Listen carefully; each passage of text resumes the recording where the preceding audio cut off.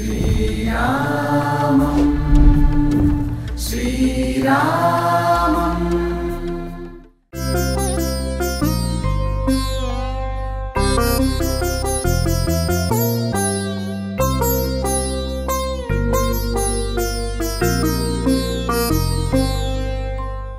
ఇప్పుడు మనం బడి దేవి కాళీమా టెంపుల్ దగ్గరికి వచ్చాం. బడి దేవి కాళీమా అంటే శ్రీరాముడు కులదైవం, శ్రీరాముని కులదైవం అనమాట. శ్రీరాముడు పూజించే మాత కాళీమాత. సో ఇక్కడే శ్రీరాముడు వచ్చి ఈ మాతకి, ఈ మూర్తికి పూజలు అందించారని, అంతేకాదు వారి వంశం అందరూ ఇక్కడికి వచ్చి పూజలు అందించారని, ఆ తర్వాత సీతాదేవిని పరిణయం ఆడిన తర్వాత సీతాదేవిని కూడా ఇక్కడికి తీసుకొచ్చి పూజించారని కనకభవన్ అంటే సీతారాముడు వారి పరిణయం తర్వాత అక్కడికే వెళ్ళారు. సో అక్కడ కనకభవన్కి వెళ్ళే ముందు సీతాదేవిని కూడా కైకేయీదేవి ఇక్కడికి తీసుకొచ్చి ఇక్కడే పూజ జరిపించి దీని తర్వాతనే కనకభవన్ తీసుకెళ్లారని చెప్తారు. ఈ బడిదేవి కాళీమా ఇప్పుడు ఇక్కడ అయోధ్యలో ఉన్న వాళ్ళందరూ కూడా ఎంతో భక్తి శ్రద్ధలతో పూజిస్తారు. ఒక్కసారి మనం లోపలికి వెళ్ళి ఆ మూర్తిని, శ్రీరాముడి యుగంలో ఉన్న మూర్తి, అది ఏదైతే మూర్తి ఉందో అదే మూర్తి ఇప్పుడు మనం చూడబోతున్నాము. వేరే మూర్తి ఏమీ కాదు, అదే మూర్తి. దానికి ఎలాంటి మార్పులు చేర్పులు కూడా లేవు, అలాగే మూర్తి ఇక్కడ పెట్టారు. రాముడి తర్వాత నెక్స్ట్ యుగంలో కూడా ఎవరైతే వచ్చారో, రాజులు వచ్చారో వాళ్ళందరూ కూడా ఇదే మూర్తిని పూజించారని, తర్వాత రాజుల కాలంలో రాముడి తర్వాత వచ్చిన తర్వాత యుగంలో రాజులు కూడా వాళ్ళు యుద్ధంకి వెళ్ళే ముందు ఈ కాళీమాతకే మొక్కి వెళ్ళే వాళ్ళని, అందువల్లే వాళ్ళకి జయం వాళ్ళ వశమైందని కూడా చెప్తున్నారు. ఒక్కసారి లోపలికి వెళ్ళి మన మూర్తిని చూద్దాము. అక్కడ ఉన్న పండితులతో కూడా భక్తులతో కూడా మాట్లాడే ప్రయత్నం చేద్దామండి.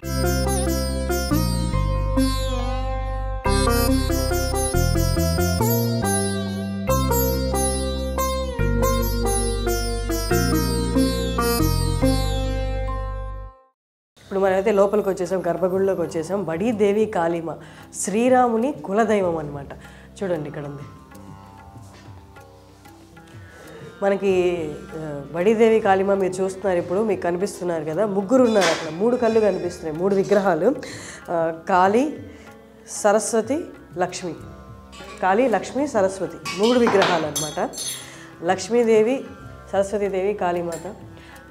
ఈ కాళీమాతనే శ్రీరాముడు, ఈ విగ్రహాన్నే, ఇంకేదో విగ్రహం కాదు, ఈ విగ్రహాన్నే శ్రీరాముడు త్రేతాయుగంలో శ్రీరాముడు పూజించిన విగ్రహాలు ఇవి. శ్రీరాముడు స్వహస్తాలతో పూజించిన విగ్రహాలు అంటారు. ఇక్కడ వాళ్ళు చెప్తున్నారు ఇవే విగ్రహాలని శ్రీరాముడు పూజించాడని బడిదేవి కాళీమా అంటారని చెప్తున్నారు. చోటీదేవి కాళీమా కూడా ఉంది.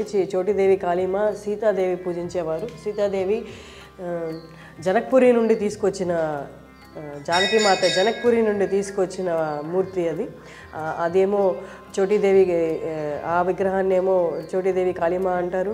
ఇక్కడ మనకు కనిపిస్తున్న విగ్రహాలని ఫస్ట్ విగ్రహాన్ని బడిదేవి కాళీమా అంటారు. శ్రీరాముడు స్వహస్తాలతో పూజించాడనమాట. ఇది మనకి అయోధ్య నుండి సుమారు 7-8 కిలోమీటర్ల దూరంలో ఉంటుంది. అయోధ్య మెయిన్ సెంటర్ టౌన్ నుండి వచ్చిన వాళ్ళు బడిదేవి కాళీమా దర్శించుకోవచ్చు. రాముడు తర్వాత వచ్చిన నెక్స్ట్ యుగంలో వచ్చిన రాజులు కానీ వాళ్ళందరూ కూడా యుద్ధానికి వెళ్ళే ముందు కాళీమాతని దర్శించుకొని కాళీమాతని పూజించుకొని వెళ్ళేవాళ్ళు. అందుకే వాళ్ళకి వెళ్ళిన యుద్ధాల్లో అపజయం అనేది ఉండేది కాదు. వాళ్ళు ఇక్కడికి వచ్చి పూజించుకొని వెళ్ళేవాళ్ళు అన్నారు. ఇక్కడ ఒకళ్ళు ఉన్నారండి, ఈ ఊరికి చెందిన ఆయన, వారిని అడిగి మాట్లాడదాం ఒకసారి. నమస్తే జీ. नमस्कार। आपका नाम? जयंत चतुर्वेदी। आप इधर से हैं? हाँ, फैजाबाद अयोध्या। मैं फूड कॉर्पोरेशन ऑफ इंडिया से एक्स मैनेजर हूँ और केंद्रीय समिति दुर्गा पूजा फैजाबाद का संयोजक हूँ। ये माता का विशिष्टता के बारे में आप बताइए ना थोड़ा। तो ये माता देवकाली बड़ी जो है, ये भगवान राम की कुलदेवी का मंदिर है।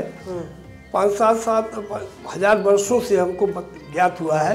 राजा रघु के पीरियड से ये इनकी मूर्तियाँ उसके पहले से भी हैं, जिसमें माता कैकेयी ने यहाँ पर जो है सीता का ले आकर के दर्शन करा करके ही कनक भवन में ले गई थी।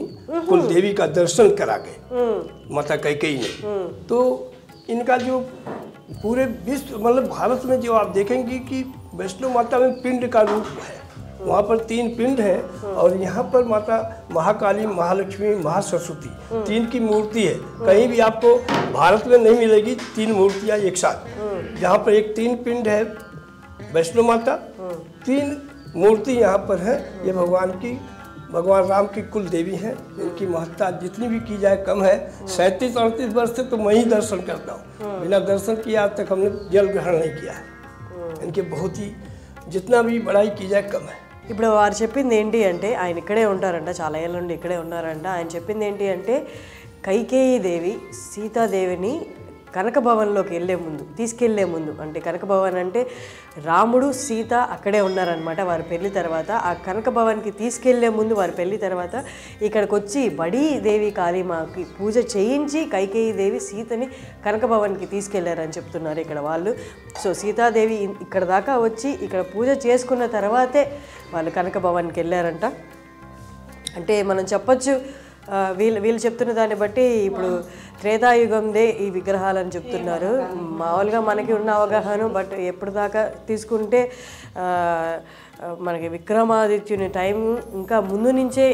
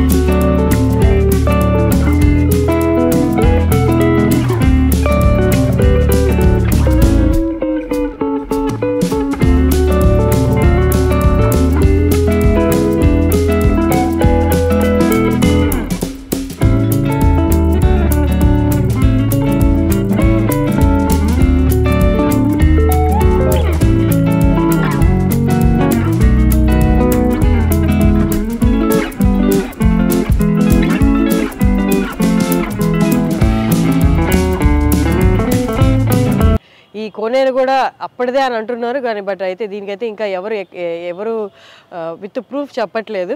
బట్ మనం చూసే దాన్ని బట్టి అప్పటిది కాకపోయినా కొంచెం పురాతనమైనదే అన్నట్లు కనిపిస్తుంది. శ్రీరామం